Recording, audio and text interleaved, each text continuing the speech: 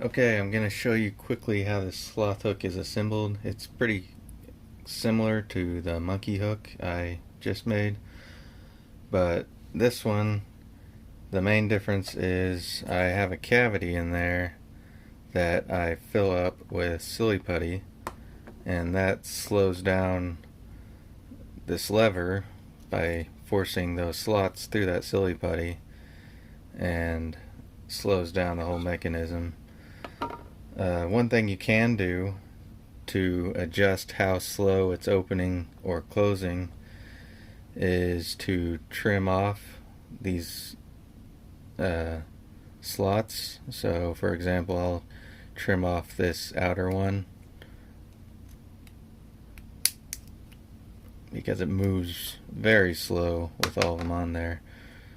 And then if you're using all the slots, or probably even two of the slots, you'll want a rubber band on there. This is a size 8 rubber band, and that just helps pull it back down because really gravity isn't enough if you're trying to push all those through that silly putty. So you'll want to fill up that cavity most of the way. You may use a small screwdriver or something to help poke that silly putty in there and get it in those corners. You can always add more later, or if you have too much, it'll just kind of squeeze out and it doesn't make too big of a mess. The leg goes in the same way. You put it in sideways and twist it once it's through, and it should move freely in there.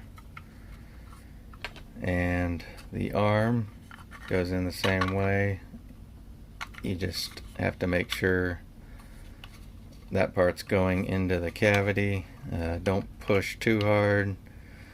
You kind of need to just give it steady pressure to get into that silly putty.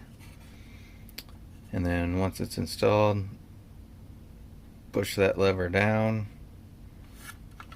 and you should be able to grab that rubber band through the bottom with a pair of needle nose pliers and just hook on that tab, and then the top goes on the same way. That head's just glued in there.